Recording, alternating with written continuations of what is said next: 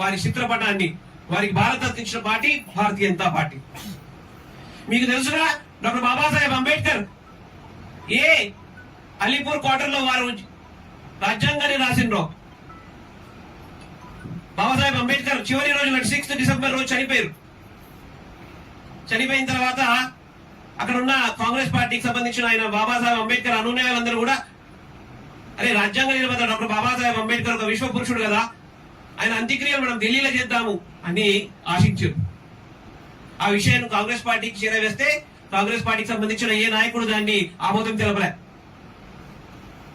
Doctor Babasaheb Ambedkar ని వారికి సంబంధించిన అనుయాయులందరూ కూడా ఎయిర్ అంబులెన్స్ తోని తీసుకుపోయి బాంబేలో వారి యొక్క అంతిమ సంస్కారాలు చేశారు.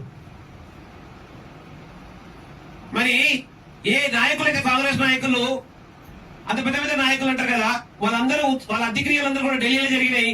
కానీ రాజ్యాంగ నిర్మాత డాక్టర్ బాబాసాహెబ్ అంబేద్కర్ మాత్రం అటువంటి చోటు దక్కనీయలేరు.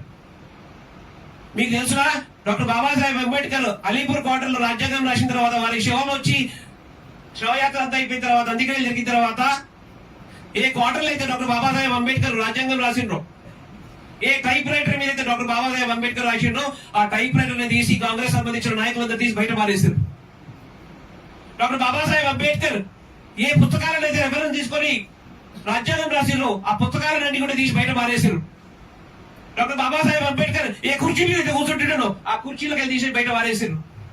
డాక్టర్ బాబాసాహెబ్ అంబేద్కర్ ఏ పడక మీద అయితే పడుకుంటున్నావు ఆ పడకను తీసి బయట పారేసి అలీపూర్ క్వార్టర్ కి వేకెంట్ నోటీస్ పెట్టారు.